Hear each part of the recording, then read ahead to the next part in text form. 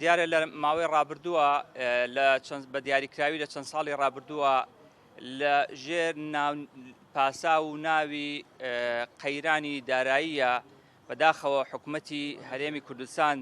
و کابینەی پێشوو دەستی بردبوو بۆ هەندێک پارە کە نەدەبوایە کە هێڵی سوور بوو نەدەبوایە دەستی بۆ بەرێ لەوانە موچەی فەرمانبەران و موچەی خانەنشینان و موچەی پێشمەرگە و سەرجەمچین و توێژەکانی تر و لە ناویشانە لە هەمووی گرنگتر پارەی سندوقی کۆمەکی شێرپەنجە بوو. لە بەدواداچوونێکماندا بۆمان دەرکەوت کە لە کابینەی پێشووە حکوومەتی هەرێمی کوردستان بەداخەوە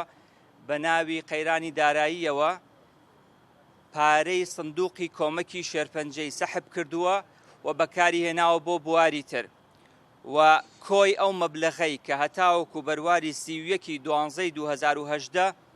لەلایەن حکوومەتەوە لە سندوقی شێرپەنجە کە بە خێر و خێرات کۆکراوەتەوە دەرهێنراوە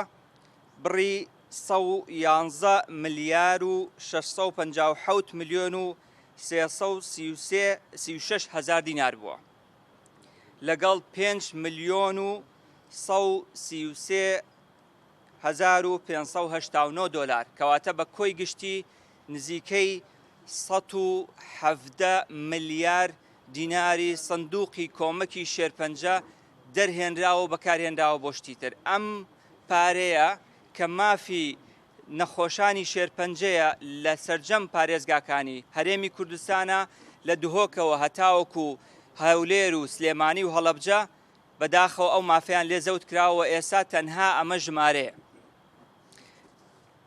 ئەم پارانە لە هەندێک لە بانقەکانە بووە لەوانە بانقی فیدراڵ لە هەولێر و بانقی باخان لە سلێمانی و بانقی کوردستان و بانقی زاگرۆس. دواتر ئەو خشتەیەم لەلایە کە سەرجەم بانقەکان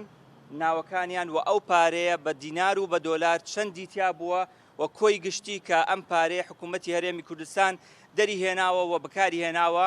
و ئێستا باسی دەرەنجامەکانیتان بۆکەم کەواتە ئەم پارەیە کە ماف و حەقی نەخۆشی شێرپەنجەیە کە داماوترین و ستەملێکراوترین چینن لە هەرێمی کوردستانە حکوومەت ئەو مافەی لێ سندونەتەوە ئەو پارەی لێ زەوت کردوون کە زۆرێک لە خێرخوازان بە خێر و خێرات ئەو پارەیان دابین کردووە و هەندێکشی لە باجی جگەرە و خواردنەوە کحوولەکانەوە هاتووە.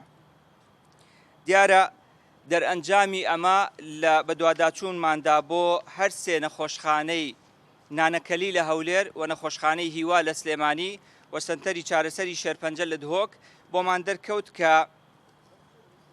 زیاتر لە 200 جۆری دەرمان لەو نەخۆشخانانەیە ئێستا بوونیان نەماوە و ئەمە لیستی ئەو دەرمانانەیە کە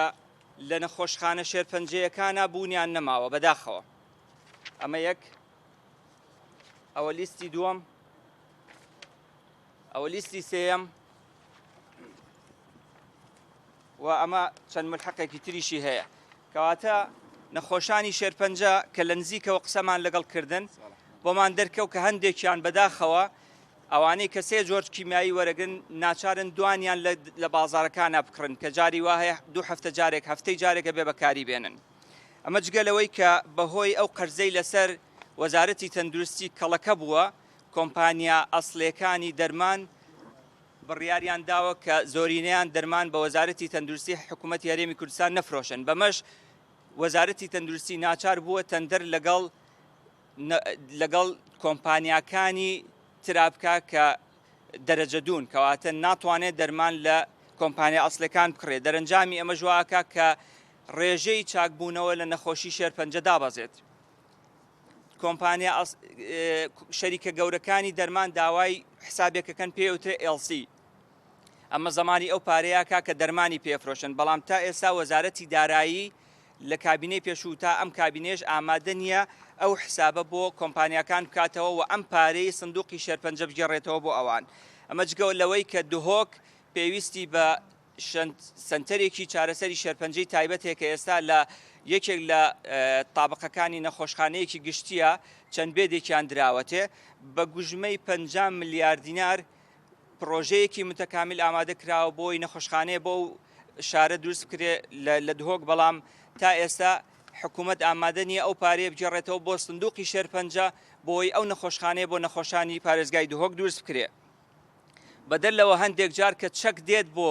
سندوقی کۆمەکی شێرپەنجە کە ئەچن بۆ بانقەکانە بینرێ ئەو چەکە مەوقوفە، یعنی بۆ نمونە چەکی وا هەیە بەخێر دەدرێت بە سندوقی کۆمەکی شێرپەنجە یان چەکێکە لە یەکێ لە فەرمانگەکانەوە دابین کراوە بۆ سندوقی کۆمەکی شێرپەنجە چەکەکە لە بانقا بێڕەسیدە واتە سیولەی نییە پارەی نییە تەنها ئەبێ بە ژمارەیەک و ئیزافا ئەبێت بۆ سەر ئەو 111 میلیارد دیناری کە باسمان کرد. لە کۆتایی ئامێ بڵێم ڕاستە خزمەتکردنی هونەر گرنگە، بەڵام لە دۆخێکی ئاوایە دابینکردنی 750 ملیۆن دینار بۆ فلیم و بۆ سینەما لە پارێزگای دهۆک ئایا ئەوە گرنگترە یان دابینکردنی نەخۆشخانەیەکی شێرپەنجە بە پارەی سندوقی کۆمەکی شێرپەنجە بۆ پارێزگای دهۆک؟ بەڕاستی ئێمە لەگەڵ ئەویان خزمەتی هونەر بکرێ، بەڵام ناکرێت میلەتێکی برسی، میلەتێکی داما و میلەتێکی نەخۆش کە خەڵکانێکی تیا دووچاری نەخۆشی شێرپەنجە بوون و چارەسەرەکەیان نییە و پارەی گیرفانیان پێ نییە بیکڕن، حکوومەت بێ پارەی گیرفانی ئەوان دەرکات و بۆ سێکتەرێکی تر یان بۆ بوارێکی تر دابینی بکات. لەبەرەوە ئەمە بەرپرسیارەتێکی گەورەیە لە بەردەم ئەم کابینەیە و پێویستە بە زووترین کاتکار لەسەر ئەوە بکرێ و پەرلەمانی کوردستان بەرپرسیارە لە بەرامبەر ئەم ستەمەی کە لە نەخۆشانی شێرپەنجە و لە سندوقی کۆمەکی شێرپەنجە کراوە و ئێستا دۆخی دارایی حکوومەتی هەرێم زۆر باشترە لەوەی کە باسەکرێت و حکوومەت دەتوانێت زۆر بە ئاسانی ئەم پارەیە دابین بکە و بەرپرسانی وەزارەتی تەندروستی کە قسەمان لەگەڵ کردوون ئەڵێن ئەگەر ئێمە لەو 170 میلیارد دینارەی کە هەمانە تەنها مانگانە 2 میلیارد دینارمان باتەوە وەزارەتی دارایی ئێمە ئەتوانین زۆرێک لە کێشەکانی نەخۆشخانە شێرپەنجەیەکان لە سەرجەم پارێزگاکانی هەرێمی کوردستان چارەسەر بکەین. تەنها 2 میلیارد دینار یعنی هەموو مانگێک لە ساعت 2 ئەو پارەیان باتەوە ئەتوانن چارەسەری ئەو کێشە و گیرگرفتانە بکەن و بەداخەوە نەخۆشێکی زۆر عیلاجەکانیان لە دەرەوە ئەکڕن لەو لاشەوە بە ئیمزای وەزیرێک 750 میلیۆن دینار دابینەکرێ بۆ بوارێک کە ئەو شارە ئەو پارێزگایە زۆر پێویستی بە بوارێکی ترە و